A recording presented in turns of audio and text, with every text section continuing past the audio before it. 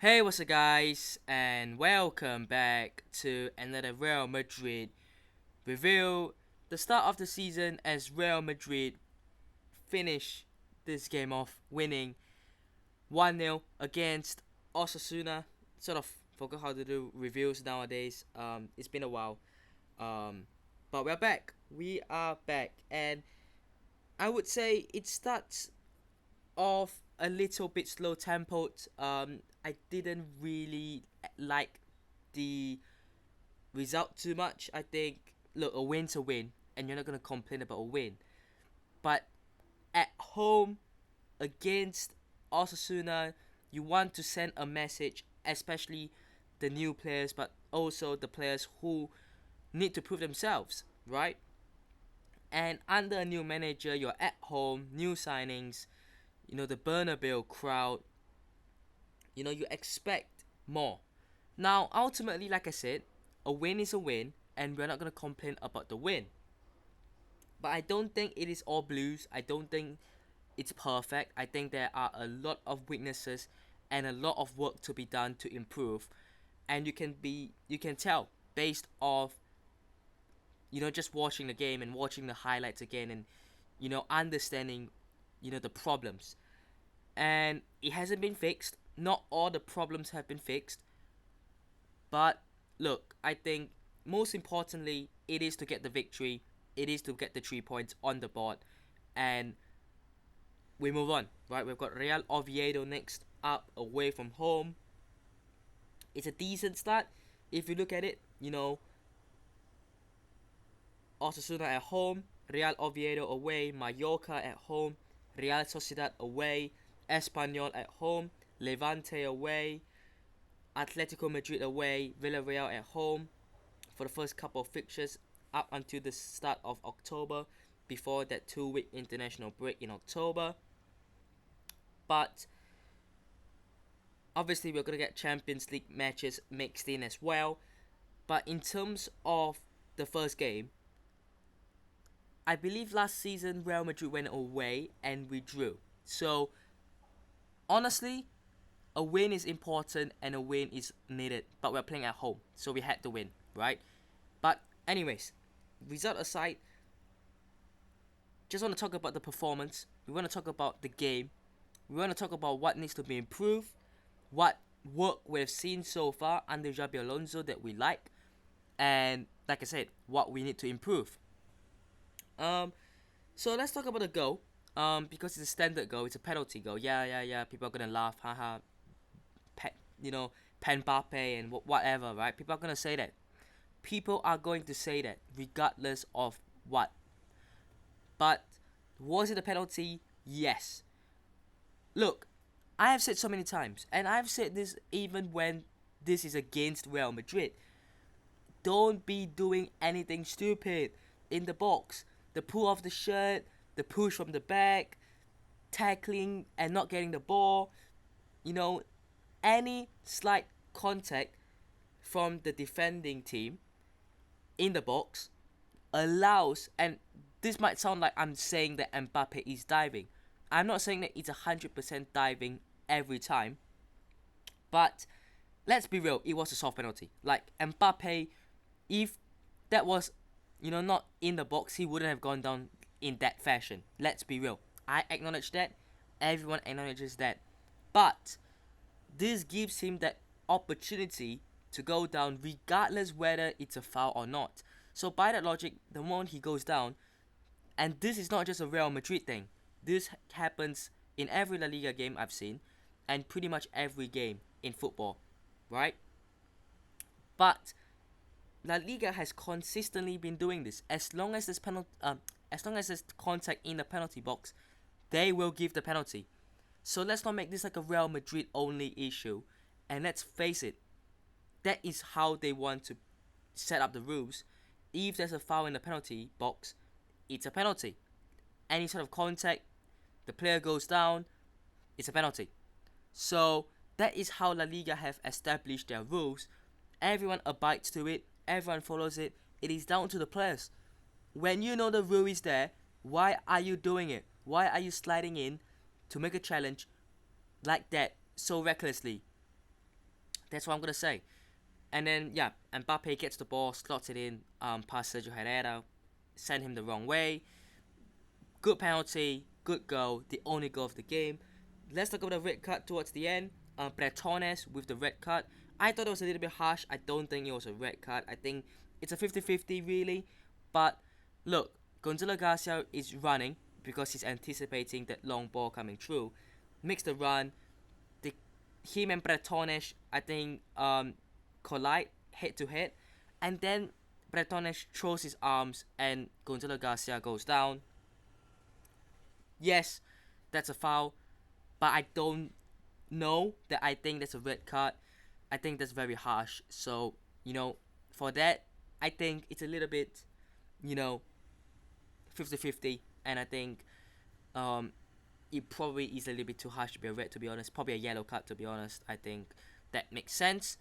But that was as much as we got in terms of the real action. I mean, we had a couple of 18 shots and 5 on target compared to 2 shots and none on target.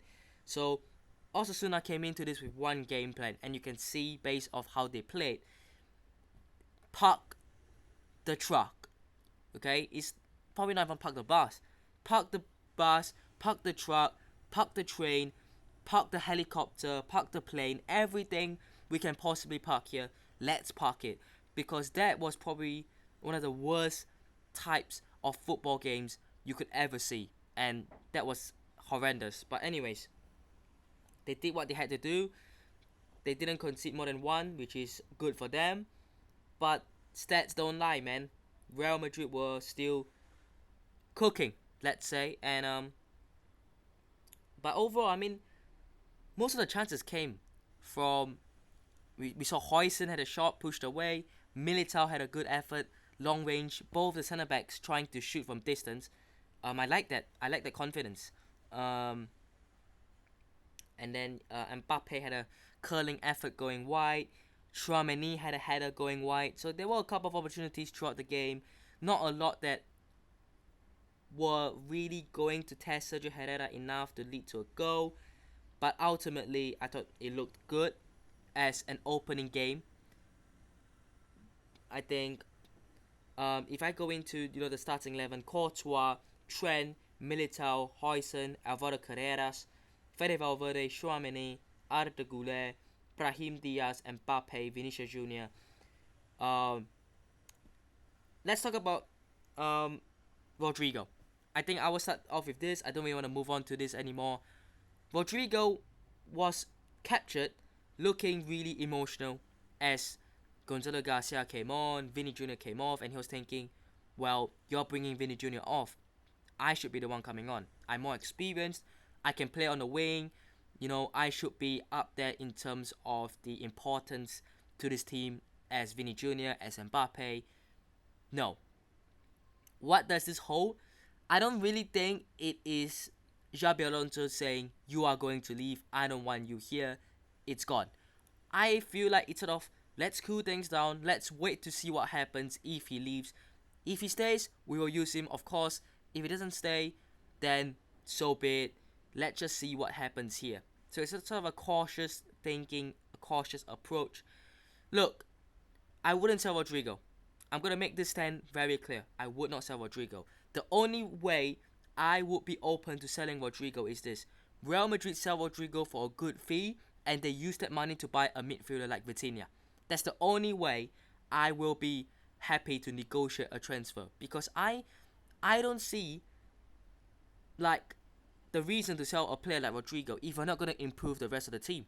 If you are saying, look, we're going to sell a player in a position that we are more comfortable in terms of quality and quantity, and we're going to use that money to invest in a position that we are lacking in quality and quantity, fair enough. But you can't just be selling a player, pocketing the money, and then saying, look, we're going to go. Nothing's going to be done. No, I'm not accepting that. No Real Madrid fan is accepting that.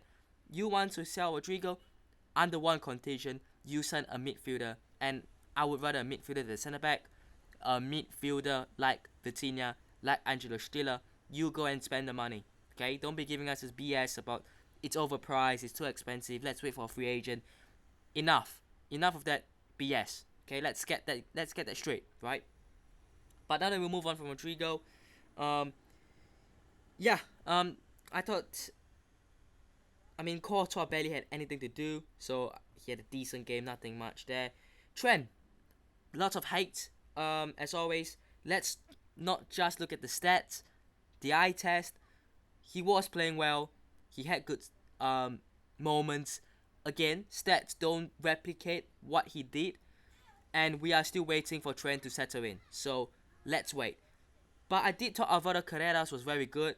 We saw a lot of him getting involved at 1-2 with Vinny Jr. on the left. But yeah, Alvaro Carreras was supporting Vinny Jr. out on the wings, and he was doing the overlap. Defensively, he looked decent as well.